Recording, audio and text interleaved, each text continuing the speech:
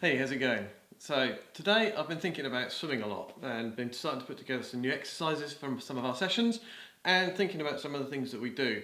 And one of the things that I'm concentrating on and putting a bit of attention on is body position, which I know I bang on about an awful lot, but drag is the most important thing to overcome.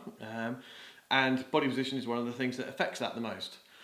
So with body position, obviously we get a lot of people with sinking feet, and a lot of that sinking feet comes from an incorrect kicking action, or at least an incorrect control of your legs.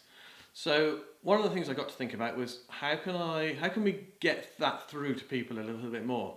And so I used my trusty stool to think about it, and actually it provides a really elegant illustration of how the core activation and recruitment of your glutes and your posterior chain makes a massive impact on your body position and how it can help to keep your legs a lot higher. So let's have a quick look at what I'm talking about.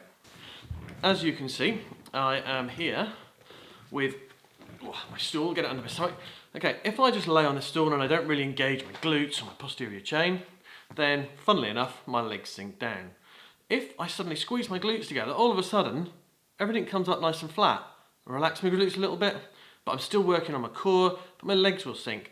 My hip flexors, the angle here at my hips, between that and my trunk, has extended down, and then you combine that with a bit of kicking like that, then all of a sudden you've got poor body position. Squeeze those glutes together. I stand 6 inches, well, maybe an inch taller, a couple of centimetres for the metrics. Okay, but I've got my toes nice and pointed. Yeah, I know, I'm in my jeans, this is just a quick demonstration.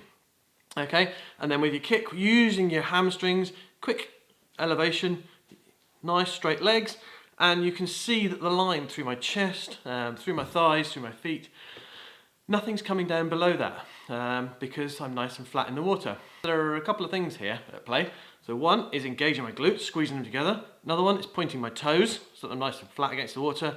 And the third is getting the action right. So your hamstrings contract on the way up, the slight flexion at the top of the stroke, and then pressing down.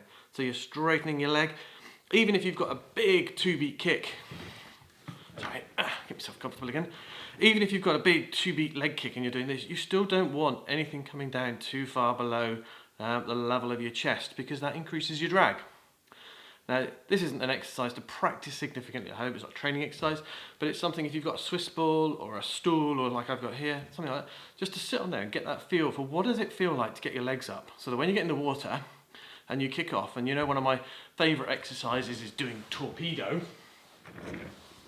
So you do your torpedo exercise and engage that core, get those knees up nice and high. You're trying to keep your knees fairly close to in line with your hips so that your legs are nice and high in the water. Anyway, that's my quick one for today, and see you soon hopefully all. Bye bye.